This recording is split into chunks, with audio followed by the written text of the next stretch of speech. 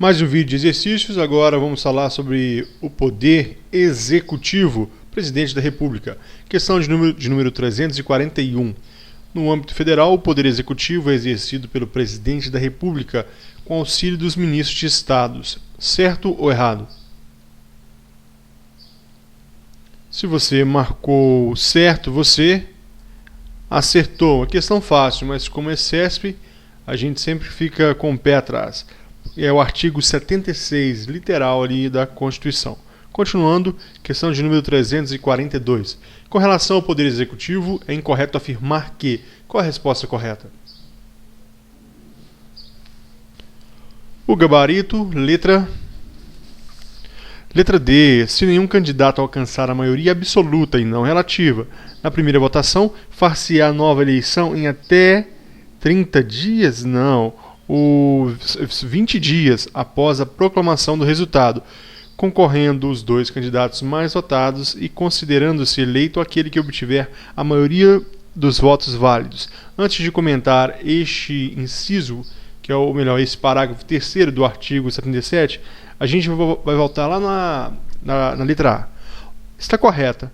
A eleição do presidente e vice realizar-se-á simultaneamente no primeiro domingo de outubro e no último domingo de outubro, se houver segundo turno do ano anterior ao término do mandato presidencial, ou melhor, no ano anterior do término do mandato presidencial. É o artigo 77 da Constituição. Como a gente pode ver, é o texto literal aqui do artigo 77 da Constituição Federal, por isso correta. Letra B. A eleição do presidente da República importar-se-á a do vice-presidente com ele registrado. Parágrafo 1º do artigo 77. Perfeito. Presidente da República junto com vice. Letra C. Será considerado eleito presidente o candidato que, registrado por partido político, obtiver a maioria absoluta de votos, não computados os em branco e nulos. Perfeito. Olha, será considerado eleito presidente o candidato que, registrado por partido político, tem que haver o registro, obtiver maioria absoluta. Se for maioria relativa, tem que ter segundo turno, não computados os brancos e nulos. Letra E.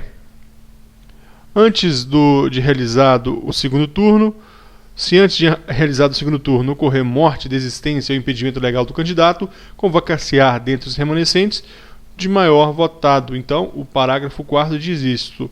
O segundo maior votado será chamado se ocorrer desistência, impedimento legal por via judicial ou morte do candidato. O segundo mais votado será convocado a ocupar a vaga. Tranquilo?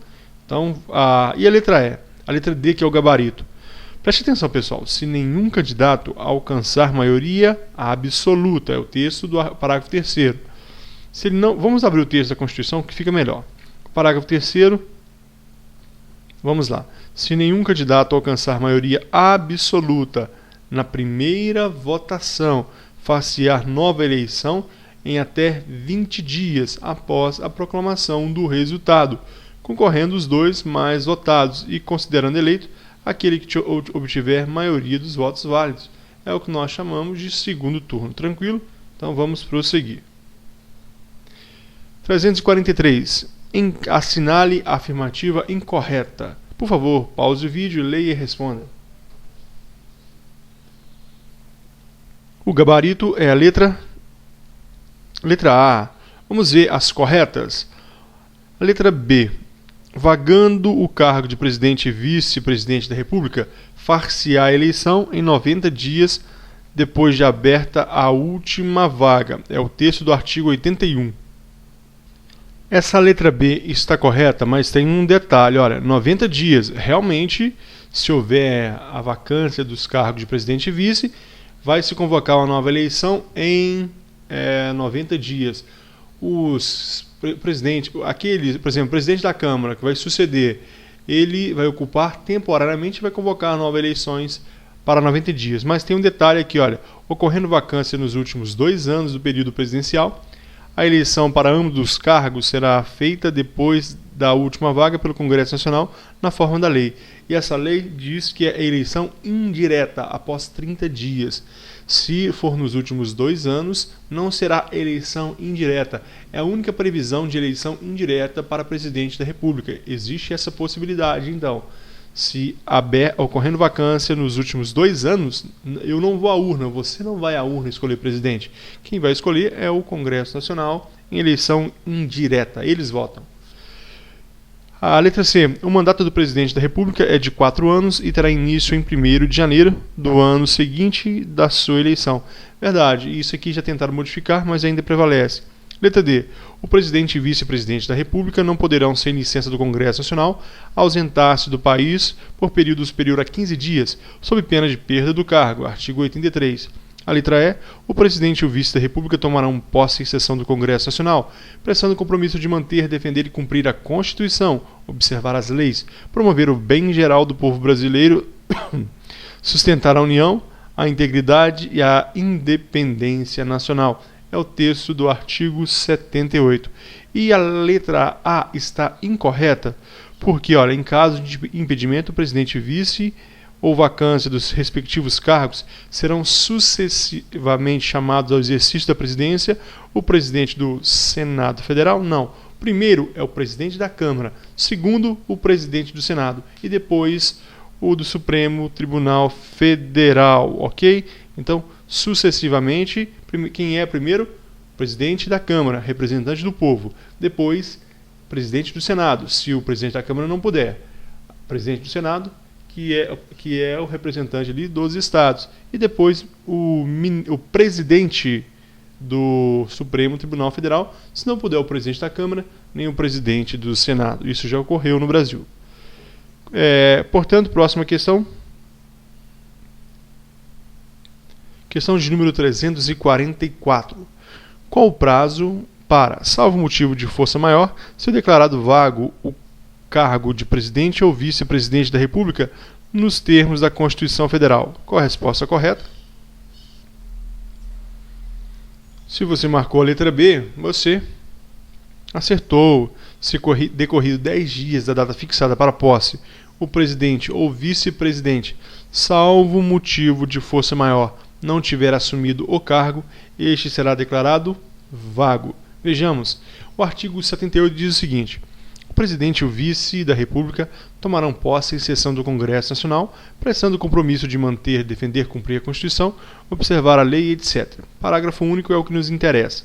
Se decorrido 10 dias da data fixada para a posse, o presidente ou vice, salvo por motivo de força maior, não tiver assumido o cargo, este será declarado vago.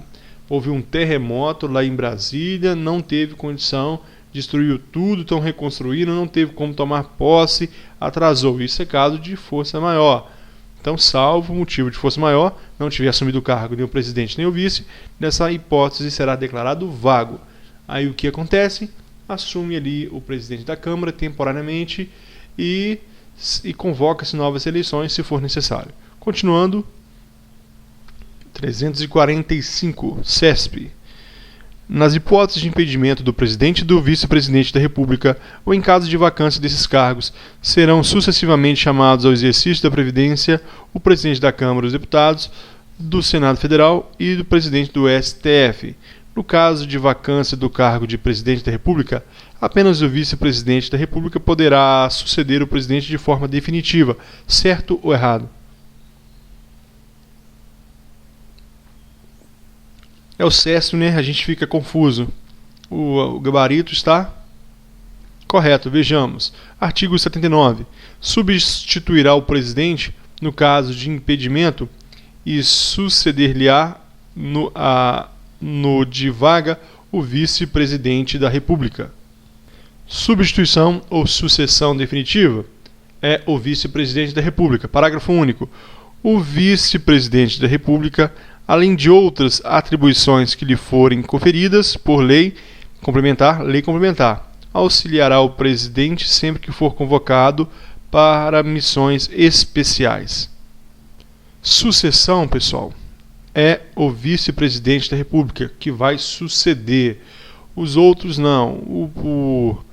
O presidente da Câmara assume-se temporariamente, o presidente do Senado temporariamente.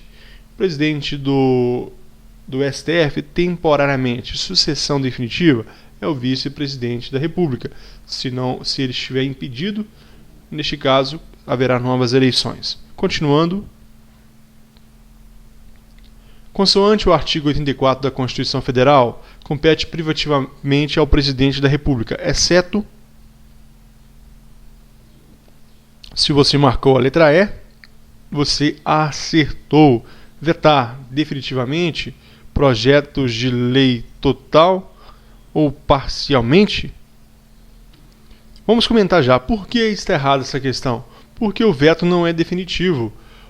Após o veto, o Congresso Nacional vai apreciar os motivos do veto. O veto presidencial pode ser quebrado, por isso ele não é definitivo. Está errado essa questão. Ou melhor, a menos correta é essa. As outras estão corretas. Nomear e exonerar ministros de Estado. Competência privativa do presidente da República. Exercer com auxílio dos ministros de Estado a direção superior da administração federal. Olha, pessoal, ministros de Estado, eles são os auxiliares do presidente da República. Iniciar o processo legislativo na forma e nos casos previstos nesta Constituição. A Constituição Federal, ela vai afirmar, na realidade, a questão pedia, né? Isso mesmo, nessa Constituição.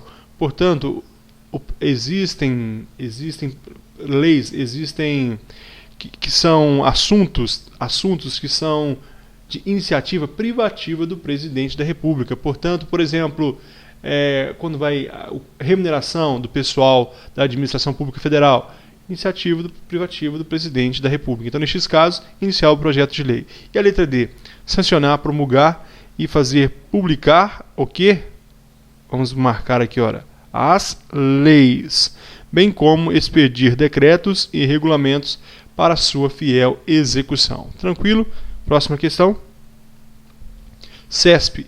O presidente da República poderá dispor, mediante decreto, sobre a organização e o funcionamento da administração federal e sobre a extinção de cargos e de órgãos públicos em processo de fusão, incorporação ou dissolução. Certo ou errado? Se você marcou certo, dessa vez você errou, está errado. E por quê?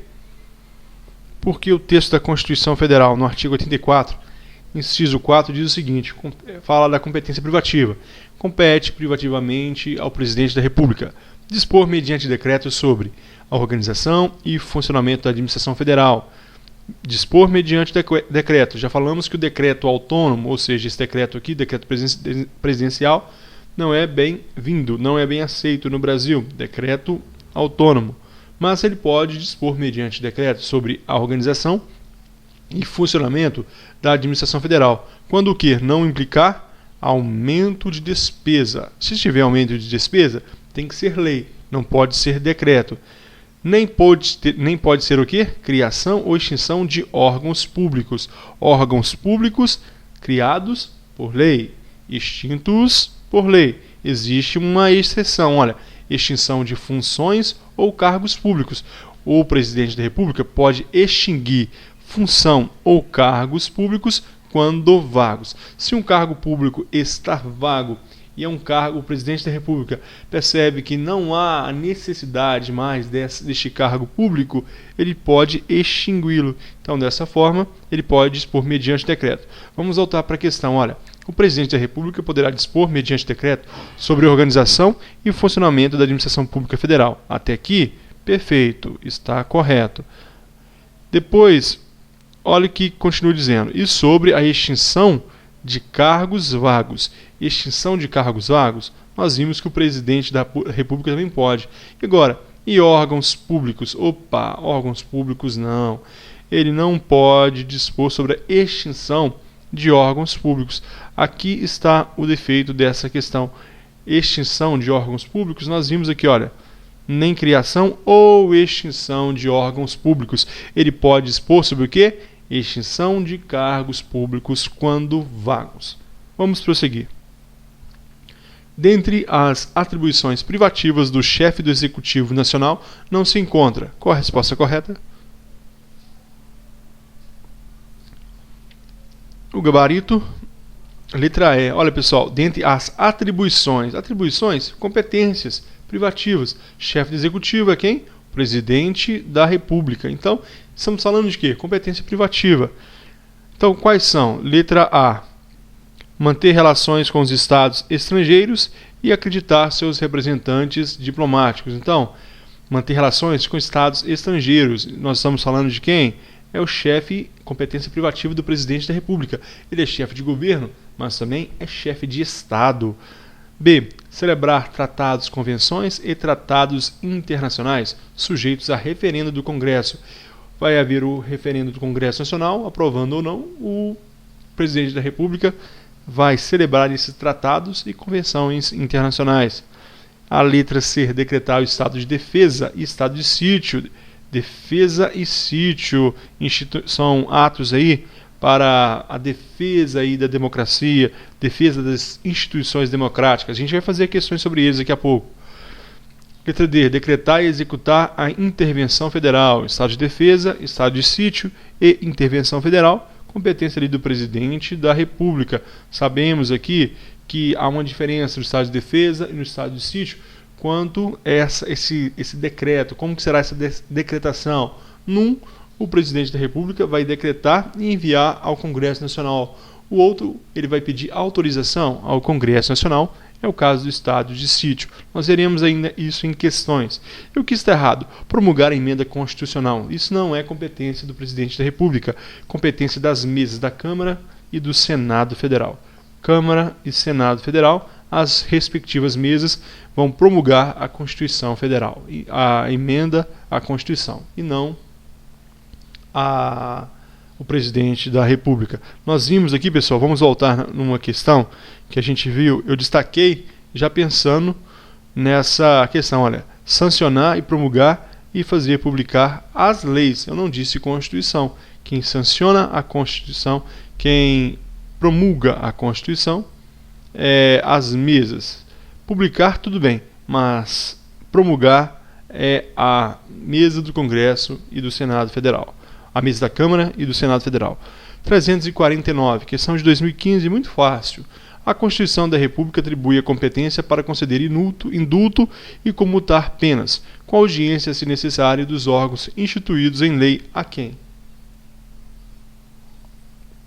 Ficou de graça porque nós estamos estudando competência do presidente da República, artigo 84, inciso 7.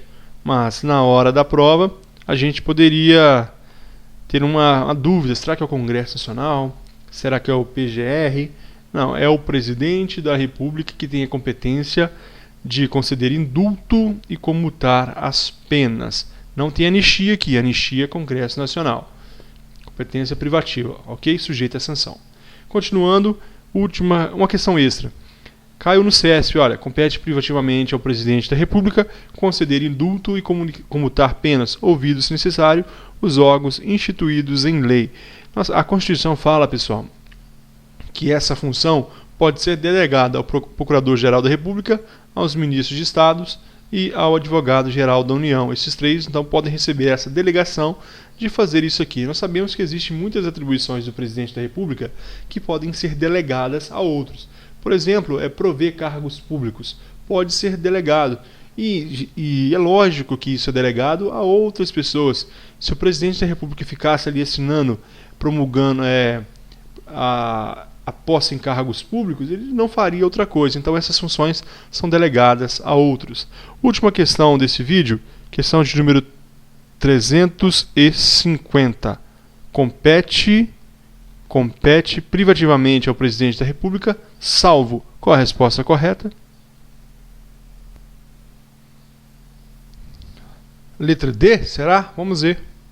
É a letra C. Nomear todos os ministros do Tribunal de Contas da União? Não. Por quê? Porque o presidente da República não nomeia todos os ministros do Tribunal de Contas. Nós sabemos, 1/3, ou seja, 1/3 deles serão escolhidos pelo presidente da República, 2/3 pelo Congresso Nacional. Então ele não vai nomear todos, por isso está errada a questão. As outras, letra A, exercer o comando supremo das Forças Armadas, nomear os comandantes da Marinha, do Exército e da Aeronáutica, promover seus oficiais generais e nomeá-los para os cargos que lhes são privativos. 2. Nomear, após a aprovação do Senado Federal, os ministros do STF e tribunais superiores. Então, quando o ministro for escolhido ali, ele será indicado pelo presidente da República, haverá sabatina aprovada ali pelo Senado Federal e depois ele será nomeado pelo presidente da República. Ainda governadores de territórios. Cuidado, a pegadinha aqui, não é governador de estado, de territórios, porque os territórios integram a União. O PGR, Procurador-Geral da República, presidentes e diretores do Banco Central e outros cargos ainda que a lei determinar. A letra D, nomear os magistrados nos casos previstos nessa Constituição Federal. Olha, nomear os magistrados quando for previsto. No caso aqui, ministro do STF, ministro do STJ, entre outros. Nomear membros do Conselho da República. Nós sabemos que existe ali o Conselho da República que auxilia o presidente nos casos estado de defesa, estado de sítio, intervenção federal. O Conselho da República vai pronunciar. Eles não têm o pronunciamento dele é opinativo, é um parecer. Não vincula a decisão do presidente, mas ele vai auxiliar o presidente nestes casos. Serve para assessorar o presidente da República nos momentos de crise. Tranquilo? Terminamos aqui esse vídeo. No próximo, nós continuaremos falando ainda das competências privativas do presidente da República. São muitas competências e ainda vamos falar de outros assuntos relacionados à presidência da República, ok? Até o próximo vídeo.